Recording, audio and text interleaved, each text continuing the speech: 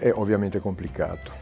Il problema dell'intubazione durante il trasporto è sostanzialmente legata all'anatomia del neonato. Capite bene che con i movimenti dell'ambulanza, con i movimenti della strada, con i sobbalzi o che so io, è sufficiente un piccolo movimento del bambino che il rischio di estubazione può diventare alto. Questa è una delle tante ragioni per il quale la stabilità del bambino è fondamentale e ciò che già è difficile nella pratica quotidiana, dentro un'ambulanza diventa ancora più difficile.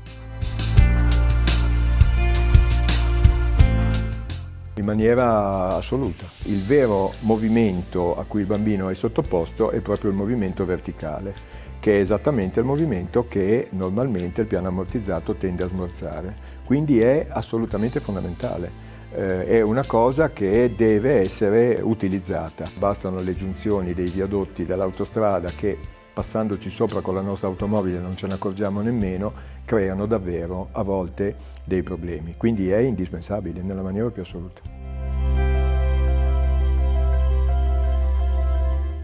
Quel che succede ovviamente può essere qualunque cosa.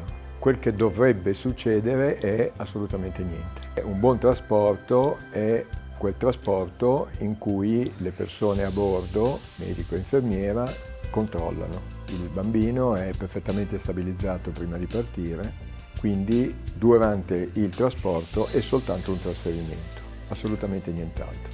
Proprio per il fatto che il bambino è perfettamente stabilizzato, non ha nessuna importanza correre. È ovvio che meno dura il trasporto meglio è e fare in modo che nulla intervenga nell'equilibrio di questo paziente. Qualunque tipo di presidio che possa permettere a questi bambini di viaggiare in sicurezza, certo, ma anche nel massimo comfort, è ovviamente una cosa importante.